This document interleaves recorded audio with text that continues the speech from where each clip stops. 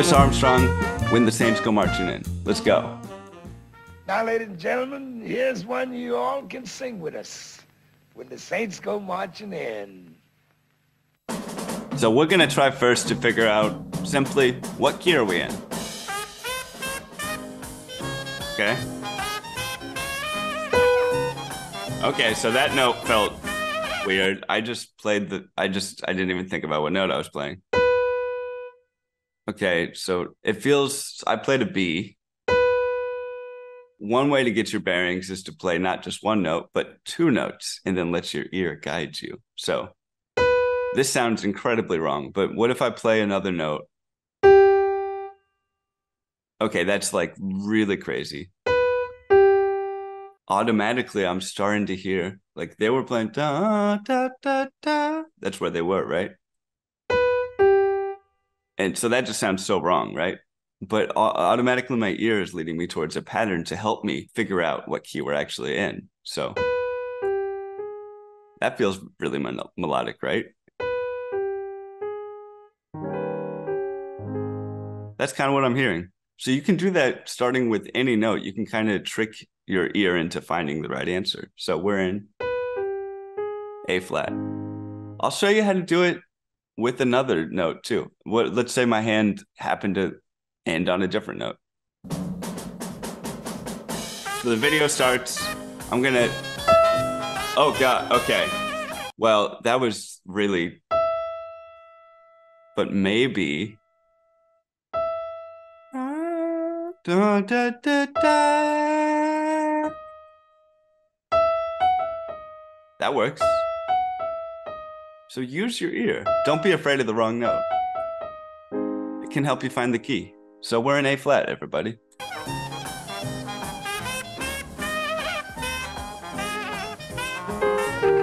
Okay, we're on the 5. Back to 1.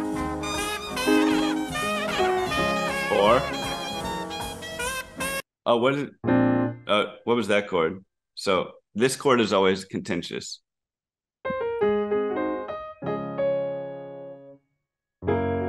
I think they went to G flat there. Is that right? Yeah, okay. If you hear the bass, listen to the bass. That's always hard because a lot of people want to do this, which isn't wrong, but then it just makes this note harder to deal with. So does that make sense? I'm going from 4 to sharp 4 diminished. And that kind of makes this note sound awkward. And again, I'm not saying it's wrong, but it just is something to deal with. So what they did instead was they went from 4 to flat 7. So they went to G flat 7, which makes that C sound a lot better.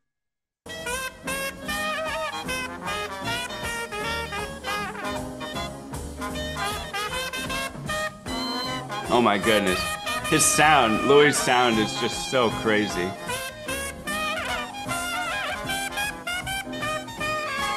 You should strive to play melodies like that. He's playing the melody of the song, and I don't know about you, but I am already completely transfixed. Just rhythmic integrity.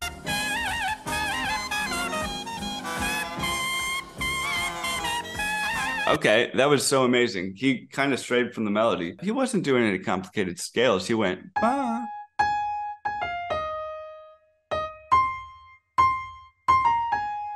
Okay, do you know that? That's A flat pentatonic. Now, there's a way to play the pentatonic scale and make it sound really dumb.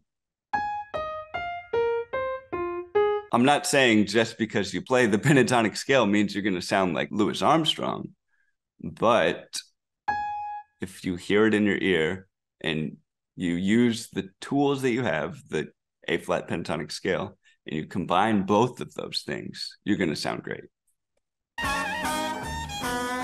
on, folks, everybody sing.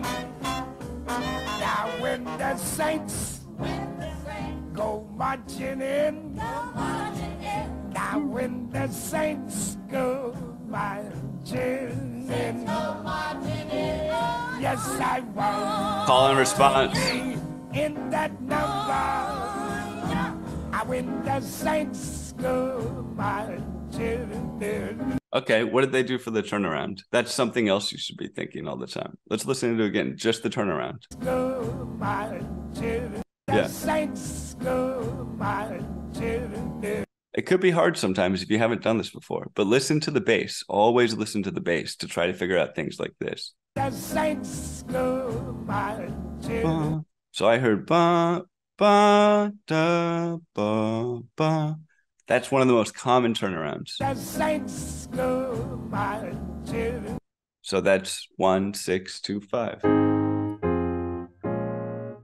Another turnaround might be like 1, 1, 7, 4, sharp 4, 1, 5. Does that make sense? But this one has a different feel, but it serves the same purpose. Sing it again. Hey. When the saints marching in. Now when the saints go marching in. Yes, I want to be in that number. She's getting her body into it.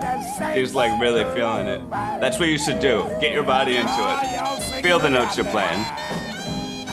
Show daring, boy.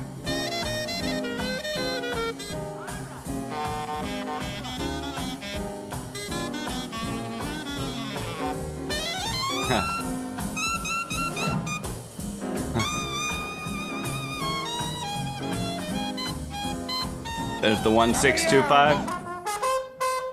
A break into the top.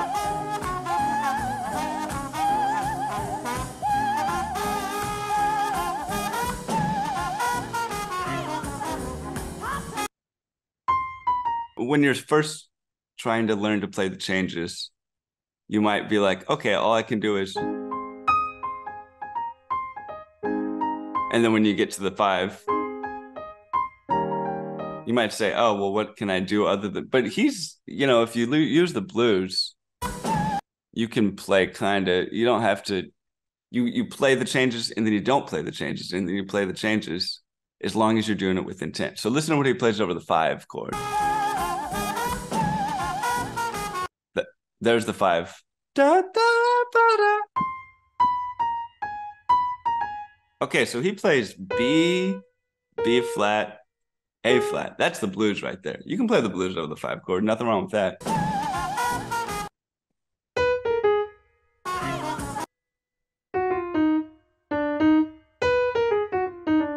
And you know the reason it works. It's not just some arbitrary blues lick, but he's aiming for the 5.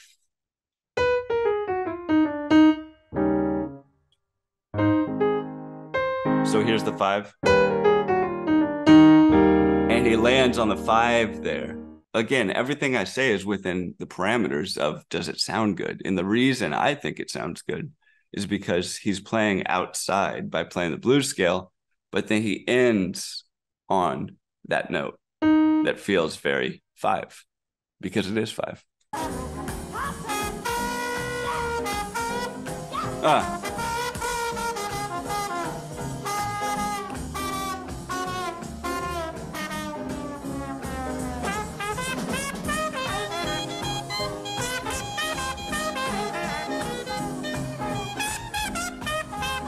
That's an important thing. That's an important thing. If you're a horn player, learn to arpeggiate a 6th chord.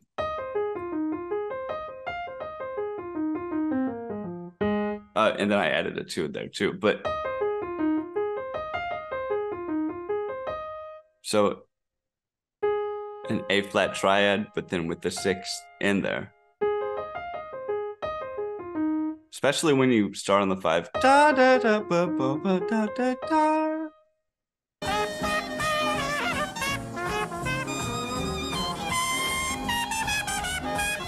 That's another thing, that there's something really romantic about this style of jazz. And To me, when I hear romantic, when I think romantic, I think a 13 on the 5. Like Chopin, that's what he was all about. And it's no different for this kind of jazz. So that note, C over E flat, it sounds so longing.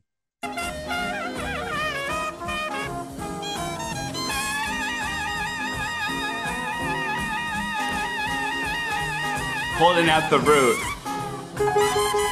Hold out the root. Hold it out. The energy just keeps going. And again, the trombone played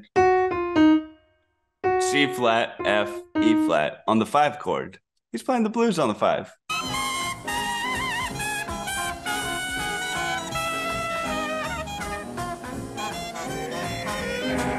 That's so good. Okay, that's all we got time for. But you can go watch the video on your own. I know you'll enjoy it. Thanks for watching with me, y'all.